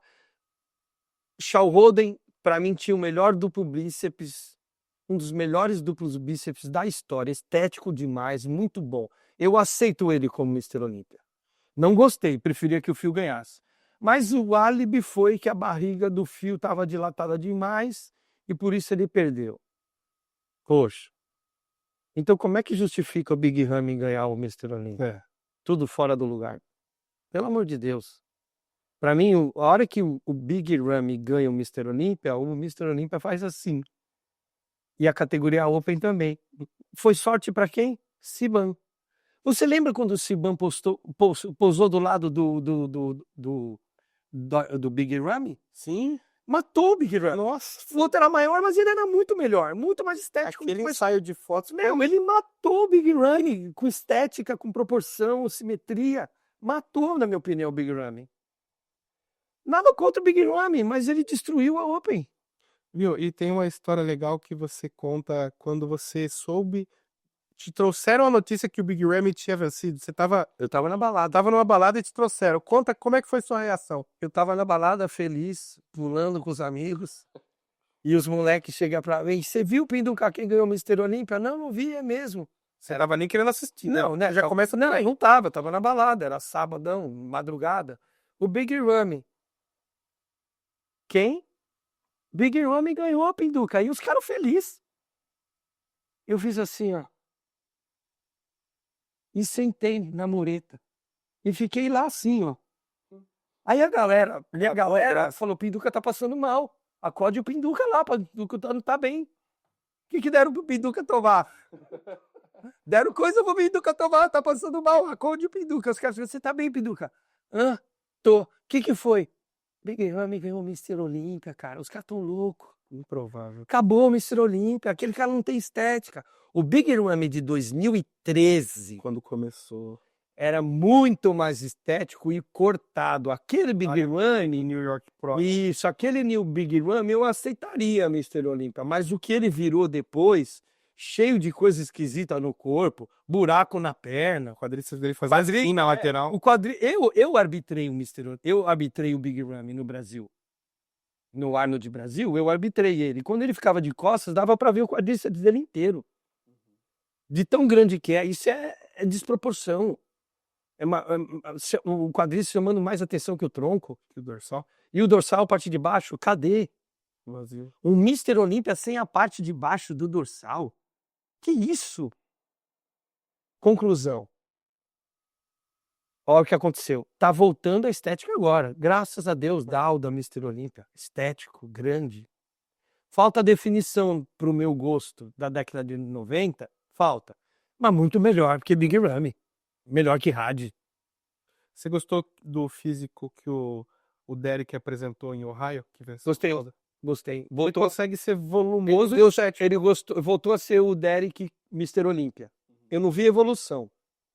Acharam que ele estava um pouco melhor do que quando ganhou o Olímpia. Eu não achei. Eu achei que ele voltou a ser o Mr. Olímpia com aquele físico. Acertar a condição É. esperada. Condição, volume, perna cheia, parabéns. É o cara que ganhou o Olímpia, é aquele. Depois, no outro campeonato, perdeu de novo um pouquinho. Contra o Nick Walker. No Pittsburgh, ele mereceu ganhar do Nick? Mereceu. Porque ele é mais estético do que o Nick. Mas o Nick estava melhor que ele. Bob Cicherillo falou que o Nick nunca vai ser um Mr. Olympia. Você concorda? Ó, se for pensando como antigamente, não. Mas como o Big Ramy já ganhou, ele pode ganhar também. Levando em consideração aquele raciocínio que atualmente está vencendo quem está melhor na noite, se todo mundo chegar mais ou menos e ele emplacar aquele shape que ele não é, e ele tá sempre gigante e bem condicionado, Se ele chegar daquele jeito e alguém bobear, não duvido que ele ganhe o Olímpia. É só você, olha, é só você ver ele e o Derek do duplo bíceps. Qual é o mais estético? Qual tem mais cintura? Qual mais faz ver? O Derek. Muito mais estético do que ele. Ele é um pouco mais para dentro, o outro mais para fora. Então, é uma estrutura diferente. Não é um trabalho a ser feito. É uma estrutura que não se altera com o treino. Então, a linha do Derek é melhor do que a dele. Por isso que ele ganhou. Agora pense num cenário constrangedor. Nick Walker é o último cara no palco e o Bob tem que ir lá entrevistar ele. Vai ser uma vergonha, né? Já correu o risco de acontecer isso antes, né? Porque ele sempre grita com muita empolgação. Como é que ele vai ganhar? Ganhou o Derek. Se ganha o Nick, ele ia ter que se entrevistar no campeonato Nick, né? Só que vergonha. A constrangimento, né? Porque ele falou, quem é esse velho? Nem sei quem é, ele ganhou o quê? Cara, é aí que tá. O Bob não falou pelo que ele é. Ele falou pela experiência dele no esporte, pelo que ele conhece do esporte. Ele vê coisas que não tem como se alterar no Nick. O Nick é o cara que não tem 100% a genética, mas que trabalha 120% e consegue ficar daquele jeito. É isso que eu vejo no Nick. É um cara que não tem o 100% da genética, mas tem 90, 80, mas os 120 de trabalho que ele faz ele chegar no alto nível. E é jovem, né? E é jovem. Tanto que ele fica na beira da morte, né? Que Deus o proteja. Ele fica o outro, ele não competiu da outra vez porque eu acho que deu problema de saúde, que ele não relatou. O dia que eu fui no Monstercast lá, os meninos estavam torcendo para que ele não seja, Deus o livre guarde, que jamais aconteça um Dallas Macabre, né? Que era potência jovem de Cara, eu vi o Dallas pender pro Macmillan e eu tava com o Marcelo Bella. Bella comprou pra gente o VIP lá na frentona. Primeira fileira, e a gente aqui e eles ali no palco. Era um Megazord. Cara, eu falei assim, cara, se ele melhorar mais um pouco, ele vai brigar pelo Olímpia esse ano. Ele ficou em segundo no Arnold, mas já olhei assim e falei, nossa, cara, quase ganhou do Macmillan. Macmillan ganhou na linha, porque o Arnold gosta muito de linha, foi. Ganhou na cintura. É isso. Mas eu olhei, nossa, esse moleque vai pra cima, né? Ele era absurdo. Putz, eu conheci ele um dia na feira, cara. Do tornozelo ao pescoço. Ele era Eu gigantesco. tenho foto com ele, tenho foto dele autografada, tá lá na caverna. Nossa. As minhas fotos estão tudo lá na caverna. E a oportunidade. Esse eu tive. E engraçado, tava ele e era... Você entrava no stand da empresa deles, que eu acho que era a BSN, e aí você ia passando pelos points dentro. Era um stand fechado, achei isso fantástico. Você não sabia o que tinha lá dentro. Era uma experiência externa, Uma né? experiência... Tem que contornar cada canto, era uma coisa. Era todo fechado e você tinha que entrar. Pegava a fila e entrava. Quando você entrava, você ia passando pelos balcões, cada balcão tinha um atleta. Então eu peguei foto e dava uma foto grande de presente. Nossa, que legal. De graça. Então eu peguei a foto da atleta mulher lá, que era biquíni, peguei lá do Mensizik, peguei do outro lá que era de outro esporte, de crossfit. E aí você ia passando por eles e cada um deles representava um produto. Então você também ganhava a amostra do produto. Pegava as amostras. Então você experimentando e vendo. Os últimos, quem era? Dallas, e o Flex era o último. Que hora. Passei no Dallas, falei com ele, tudo normal, né? E fui pro Flex. Quando cheguei no Flex, aí eu troquei ideia. Mandei o verbo, mostrei meu Procard para ele de árbitro. E ele falou: caramba, que legal, você vai me arbitrar. Eu falei assim: eu tô tentando, né, poder arbitrar os campeonatos aqui. E aí, como eu era do Brasil, ele começou a falar do Eduardo. Do nada, Legal. eu não perguntei. Ele falou que gostava muito do Eduardo, que era o cara que ele mais tinha medo de competir, que era um cara que oferecia perigo para ele. Falou que ele era um atleta fantástico. Eu falei pro Edu, o cara só falou bem de você, Que velho. legal, hombridade. E aí, Caráter. sabe o que ele fez? Falou: Dallas, ele é árbitro profissional, é lá do Brasil. Aí o Dallas saiu do balcão dele, veio no Duflex, foi aí que eu tirei a foto com ele. Não, Porque eu não consegui tirar a foto com ele antes, porque era meio que formal o negócio. Você pegava, a foto ele autografou e dava pra tietar muito. não dava pra tietar muito. Ele autografou a foto que tinha fila. Agora, a hora que chegou no Flex, os Flex mandava, parou a fila. Que legal isso. E aí eu troquei altas ideias com o Flex, perguntei um monte de coisa. E aí ele chamou o Dallas, aí o Dallas veio, aí tiramos foto. Foi uma coisa assim, um momento pra mim daqueles que eu amei, né? Nunca mais vou esquecer. Então, quando ele morreu, eu fiquei muito triste. Isso, né? Foi um choque pra comunidade. Muito, muito, muito triste. Eu não gosto de ver um culturismo. Eu não gosto de ver ninguém morrer. Mas quando morre alguém do nosso esporte, eu fico mais triste porque muita gente vai vir com a metralhadora falando que foi as drogas, que foi os esteroides. O cigarro mata 1 bilhão de vezes mais que os esteroides. E tá aí no mundo inteiro o cigarro ainda. Sim. Você entendeu? Mata muito mais. Não tem nada que mata mais que o cigarro. Uma vez saindo de Miami, peguei a 95 para ir para Orlando. E no meio da estrada aparecia um outdoor. Antigamente, o mundo do outdoor, né, não existe mais praticamente. Um outdoor mostrando: morreram no ano de tal, não sei quantas mil pessoas de câncer de próstata. Um número lá. Passou uns quilômetros, aí morreram nesse ano e tal, não sei quantas de infarto do miocárdio. Pô, aí você leu um, leu outro, você já imagina, vai ter outros? Vai. Aí morreu mais não sei quantos mil de não sei o que. Tinha uns 8, 9. Tudo números de 50 mil, 30 mil. Morreram 4 milhões e não sei quantas mil pessoas por causa do tabagismo. Não. Ou seja, já faz tempo que o cigarro é o que mais mata as pessoas no mundo. Não é só nos Estados Unidos. Pelas doenças que ele causa. Vários cânceres. Começa pelo câncer de boca. Laringe, faringe, pulmão, esôfago. Termina lá na saída. E o cigarro é capaz de criar para o povo entender, entupimentos das artérias. A minha mãe teve aneurisma porque a nicotina entope os pequenos vasos e aí um vaso da cabeça com a idade fica muito frágil, enfraquece as paredes dos vasos e rompe.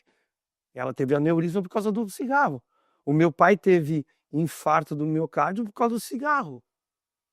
Então, assim, e eu não vejo ninguém metralhando o cigarro na internet. Não vê e continua ali. Agora, morre um culturista, pronto. É o esteroide, é o esporte, é o suplemento, tudo matou o cara. Mas peraí, quantos morrem e quantos praticam? Qual é a estatística? E o álcool também. O álcool vem em segundo lugar, com certeza.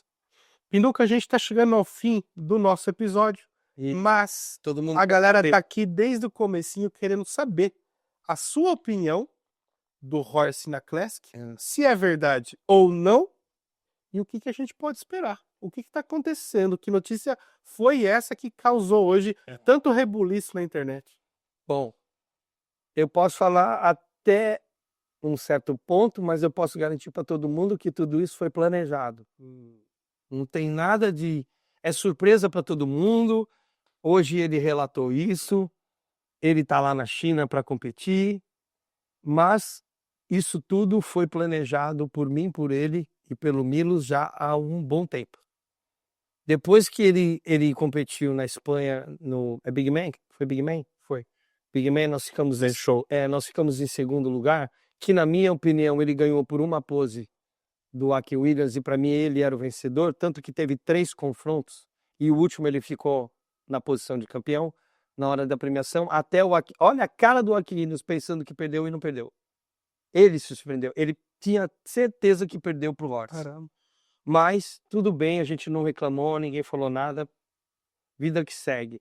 Aí ele estava empolgadão, foi lá para uns 133 quilos depois do campeonato, não queria parar. Eu falei, calma, Horst, é hora de parar. E ele, não, vamos para cima, que agora eu quero ganhar, não sei o quê.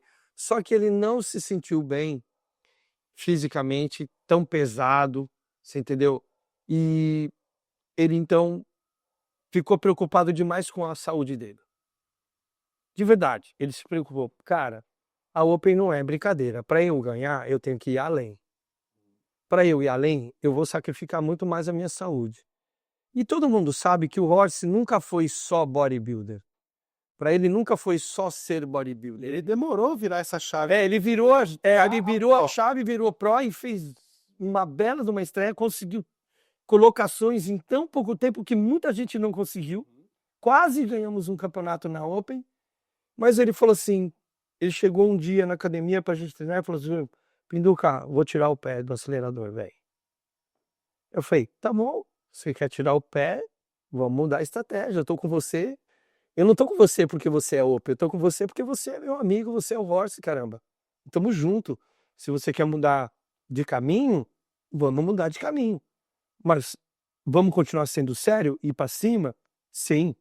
Horst, quando virar a chave, é para ganhar, não é para perder. Então ele falou assim, quero ir para Classic Physique. Eu falei assim, eu sei como a gente baixa teu peso e você bate o peso, você tem que confiar. Porque naquela primeira vez não deu certo. Não, mas eu falei assim, eu já fiz atleta, Maradona inclusive me agradeceu lá naquela live pelo que eu ajudei ele para ele ganhar o Sul-Americano e ganhar o 7º lugar no Olímpia. Também foi baixando peso.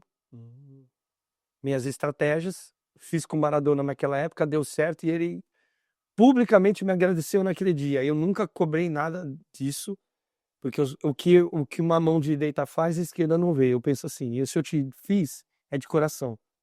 Você não tem obrigação de me dar nada em troca. E se você tiver gratidão, eu vou ficar feliz por você ser uma pessoa grata. Porque isso faz bem para você ter gratidão. E ele publicamente falou. Então eu falei assim, eu sei como você baixar de peso sem perder o shape. Vai perder volume? Vai, você não vai ser mais Open. Você tem que sair de 124 quilos que a gente estava, quando a gente voltou ao trabalho, para chegar em 103. Mas, faz isso. Aí ele tem muita experiência também, falou, e se eu fizer isso e tal, então faz.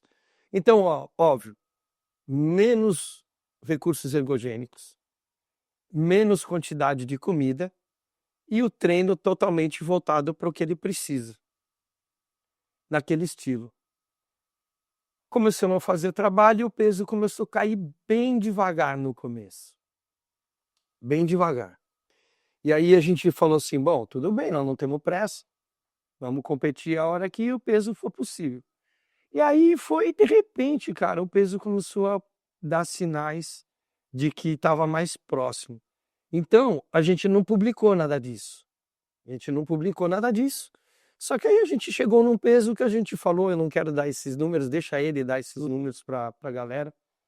Né? Não quero roubar a cena do atleta, eu sou o treinador dele, mas não sou ele. Ele é o mestre em fazer isso? Exatamente, deixa que ele fala os detalhes, mas a gente calculou e aí ele me chamou, falou assim, vamos lá na minha sala, eu vou posar para você ver como eu tô, vamos.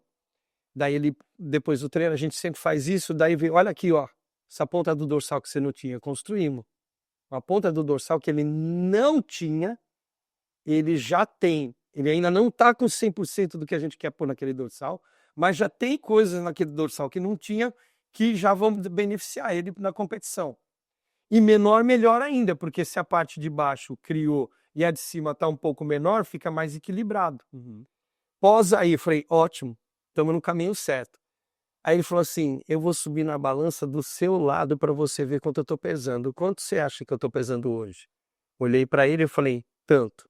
Ele subiu na balança. Eu errei por 2 quilos. Ele tava com 2 quilos menos. Eu falei, tamo dentro. Que legal, cara. Falei, tamo dentro! Caraca, tamo dentro! E sem terrorismo, sem manobra louca, dentro do que você tinha planejado. Dentro do que planejamos, sem fazer nenhuma loucura. Que legal. Você entendeu? Nenhuma loucura, sem tirar a água.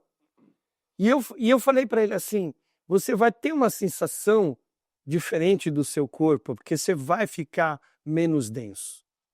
Densidade é sinal de peso corporal também. Mas não se preocupa que depois, no final, na hora que você fizer o carb up, você vai ver o músculo inchar, você não vai sentir falta da densidade. Porque você vai posar e ver o músculo do mesmo tamanho que ele era. Ele vai se sentir normal, como Sim, tava ele vai se grande. sentir grande e rasgado na pele. Aí ele falou assim, então vamos para cima. Só que a gente não, como a gente desde o início preferiu trabalhar quieto, sem falar nada, por quê? Horst abriu a boca, meu amigo, Meu avalanche. é uma avalanche. Rafa abriu a boca, é uma avalanche.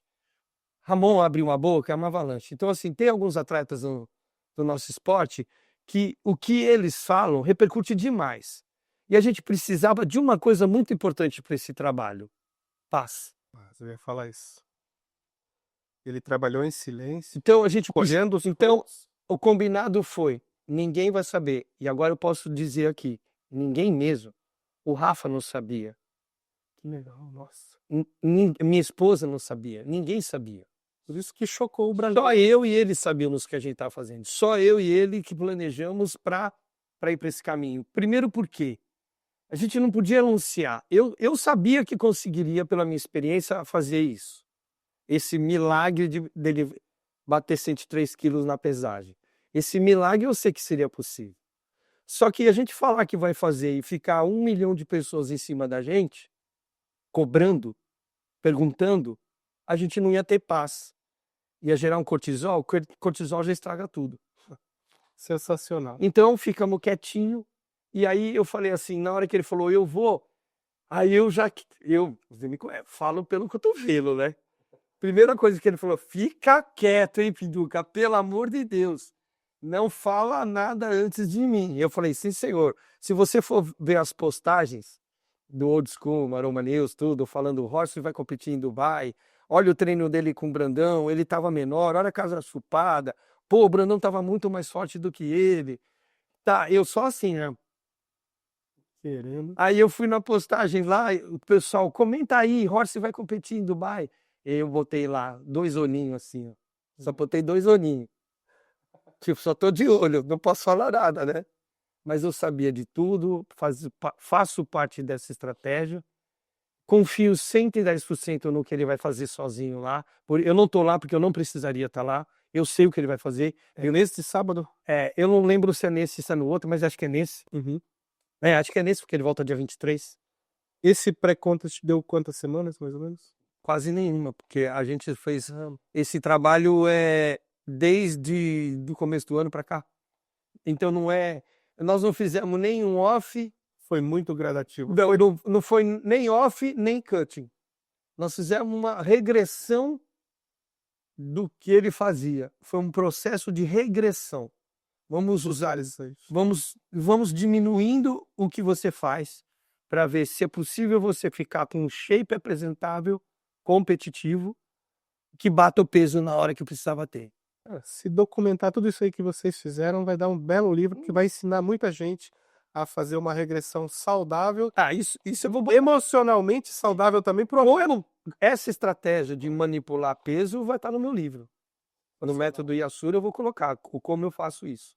Agora, tem um outro detalhe que ninguém está falando. Caramba, uma outra coisa. Ele está na W Pink. Ele é atleta W Pink. Ele está lá com a Virgínia e o Thiago, a esposa do Thiago. Esse é um outro fator absurdamente gigantesco, gente. Todo mundo pensou que ele ia para a Max. Ele saiu da Growth e todo mundo falou, ele vai para a Max, ele vai para a Max, ele vai para a Max. Ele tava, botaram aquela foto, todo mundo da Max e ele com a gente lá na Ironberg. Né? Aí a galera, todo mundo tá lá, ele tá com todo mundo, ele vai voltar para a Max. Só que não, né? Não podia falar nada. Tá meio que... Era outro segredo ele ir para a W Pink. Para quem não sabe, a W Pink, tem a W Pink, que é a empresa de suplemento deles também. Então o Horse está indo para lá para fazer essa marca de suplemento ser voltada também para nós, né? Sensacional. Quebrando a bolha. É o com que ele tudo tava, é o trabalho do Horse. Quantas marcas que o Horse promoveu. promoveu que hoje estão aí no Cada mercado? mais. Você entendeu? Quantas marcas que ele ajudou a crescer, a promover? É inegável a participação do Horse no crescimento da indústria. Você entendeu? Ele é um belo de um baita embaixador para todas as empresas que participou. Eu queria estar lá. Eu queria estar lá para viver esse momento com eles. Ainda mais estar na China, né? Que eu nunca fui para a China, é um país que eu quero conhecer também.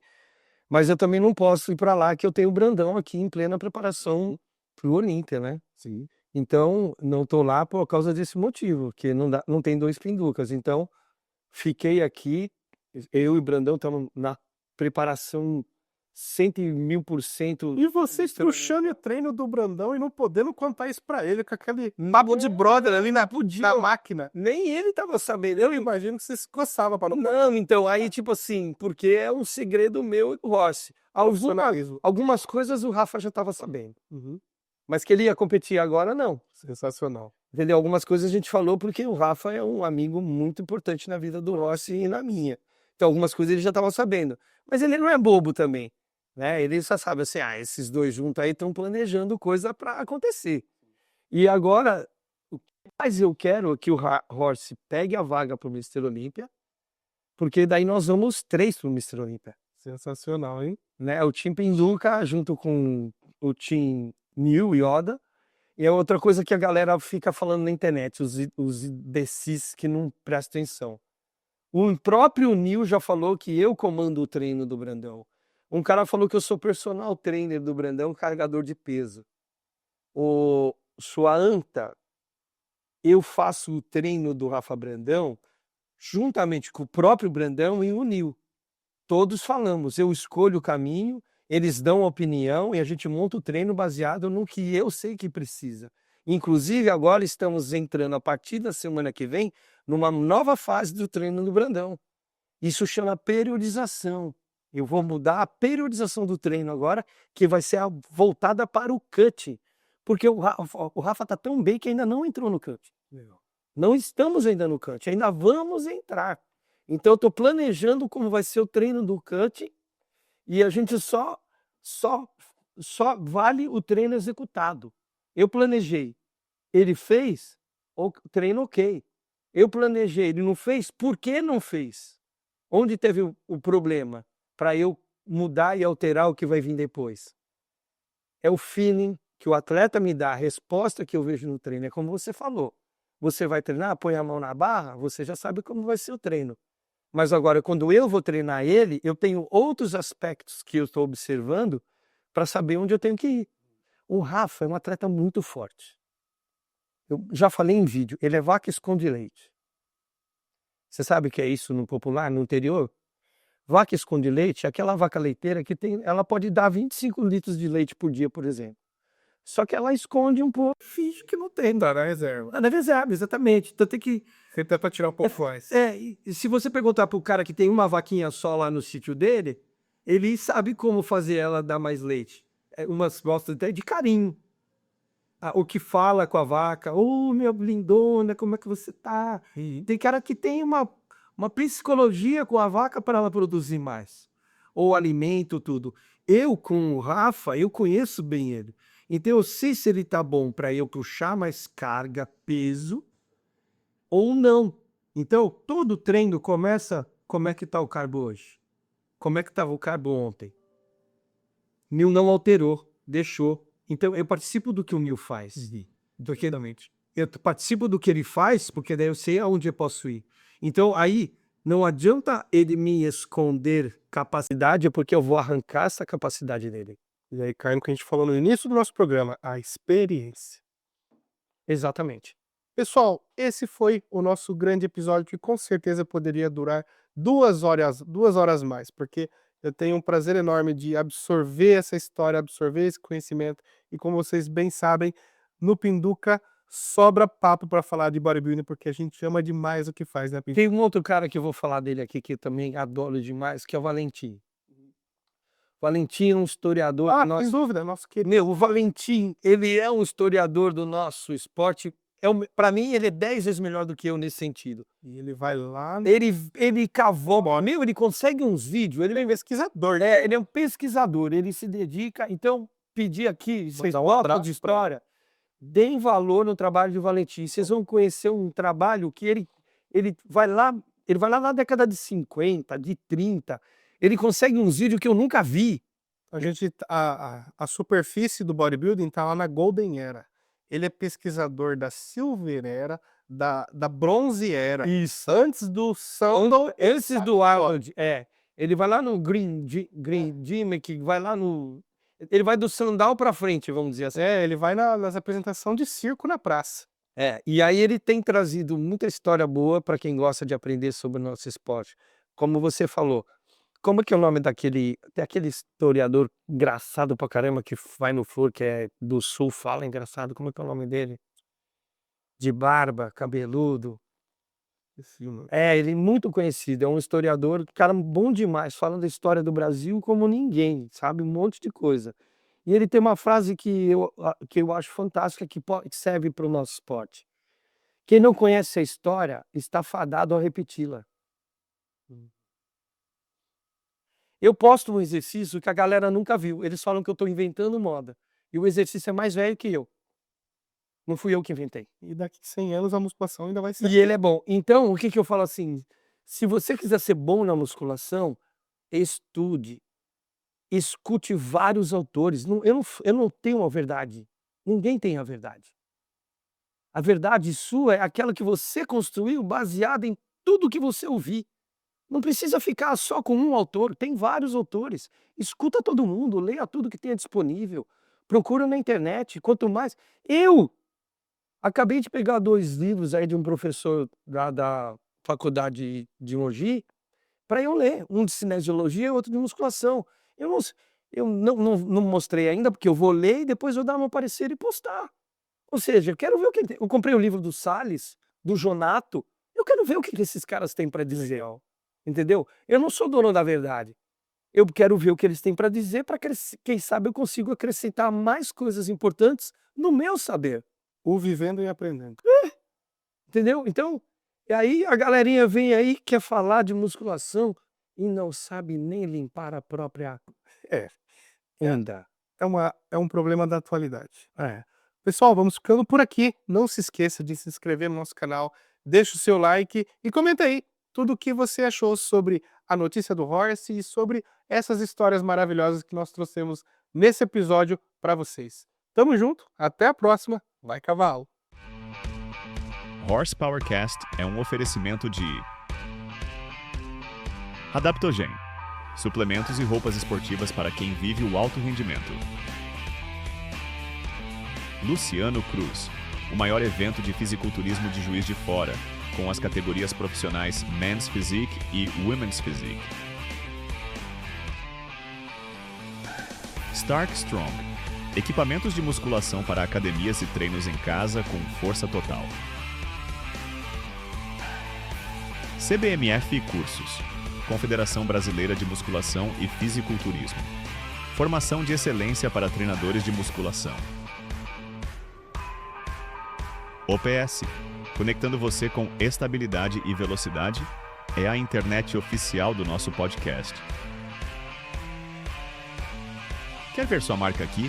Seja um patrocinador do Horsepowercast e turbine sua visibilidade com a gente.